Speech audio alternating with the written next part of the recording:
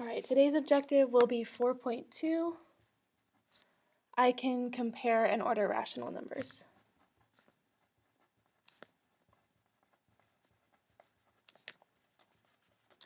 And rational numbers are any number that can be written as a fraction.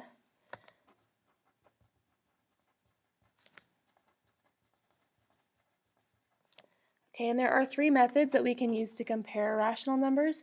The first method is to compare on a number line. And this one works best if you already have common denominators or if all of your numbers are decimals. So for our first example, we're going to compare two fractions, and we're going to compare them using less than, greater than, or equal to. These are our three options. They can either be less than, greater than, or equal. We're going to compare 1 and 5/6, and actually negative 1 and 5/6, and negative 1 and 1/6. And we're going to fill in this circle with less than, greater than, or equal to, depending on what we find. So we're going to make a number line. I'm going to do it right over here. And what can be tricky about making a number line with negatives is it's going to go backwards from the positives. So that's kind of tricky to think about for me. I'm going to start with negative 1, because I know these are both in between negative 1 and negative 2. And I'm going to go by sixths since they're both have a 6 in the denominator. So I'm going to put here negative 1 and 1/6, negative 1 and 2/6, negative 1 and 3/6, negative 1 and 4/6, negative 1 and 5/6, negative 2, negative 2 and 1/6, and we've done plenty that all of our numbers will fit on there. So I'm just going to put a dot on the number line where each of these fractions is going to go.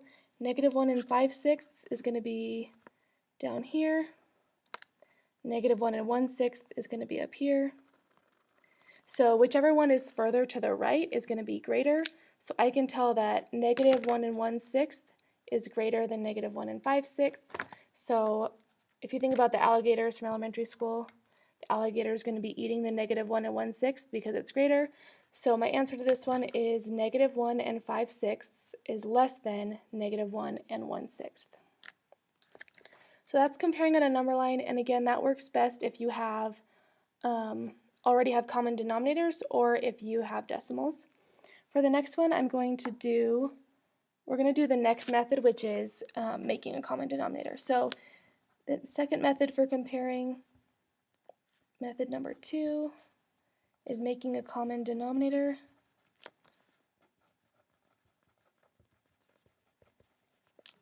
And so for example number 2, the question is going to be the same.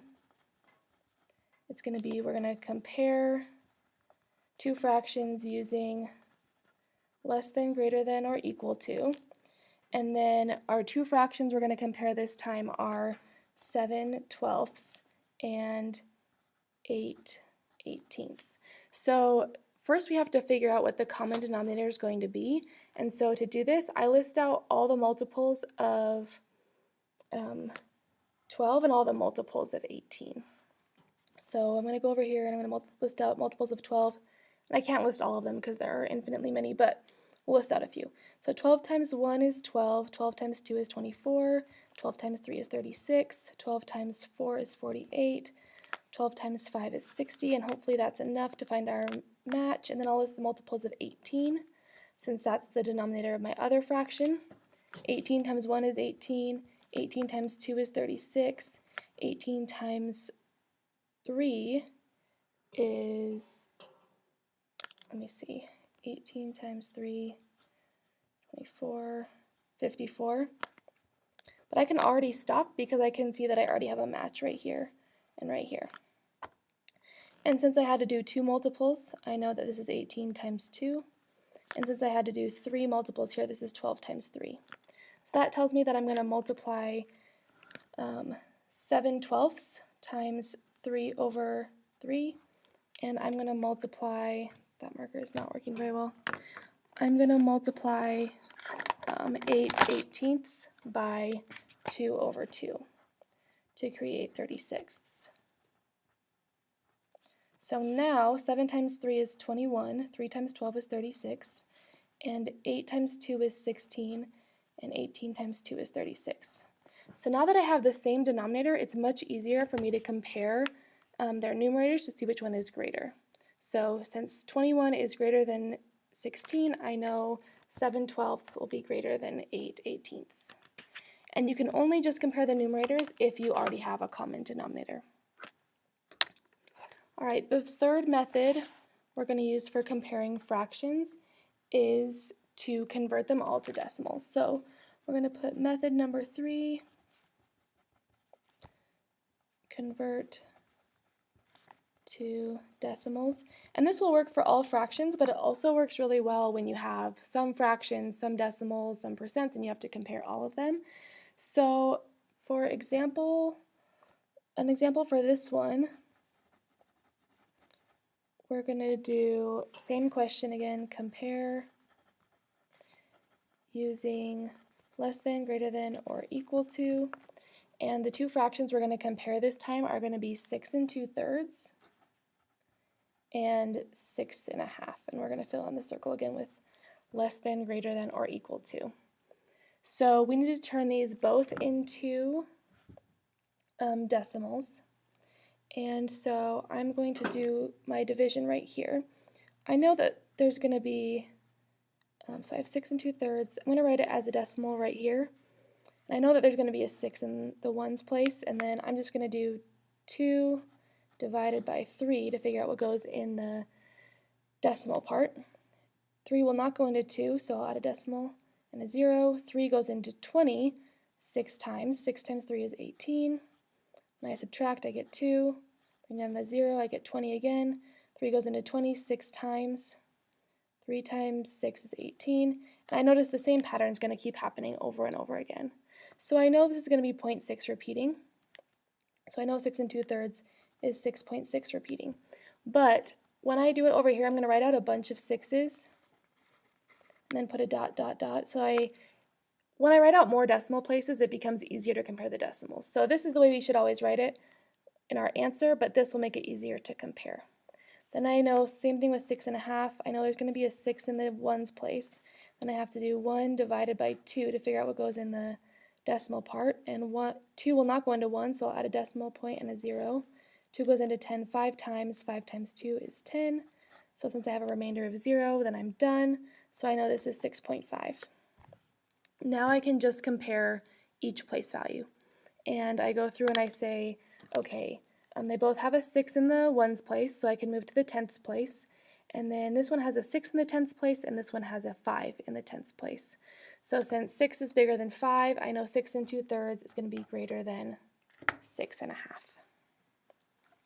Okay, and then we only have one more type of problem to go over, and that last problem is ordering rational numbers.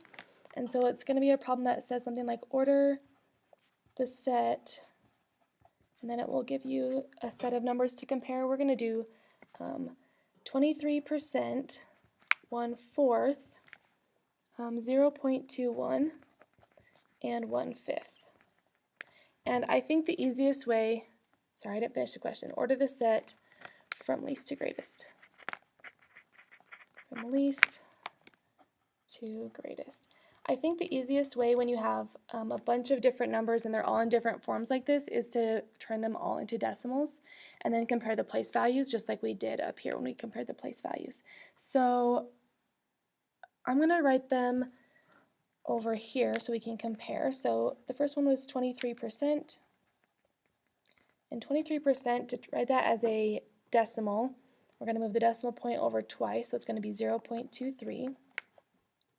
The next one is 1/4. I don't know what 1/4 is as a decimal, so I have to divide. I'm going to do 1 divided by 4.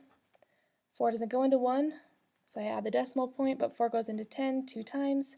2 times 4 is 8. I subtract and I get a 2. Bring down a 0. 4 goes into 25 times. 5 times 4 is 20. So now that I have a remainder of 0, I know that I'm done. So 1/4 is 0.25. The next one is 0.21, which is already a decimal, so I can just go ahead and put that here.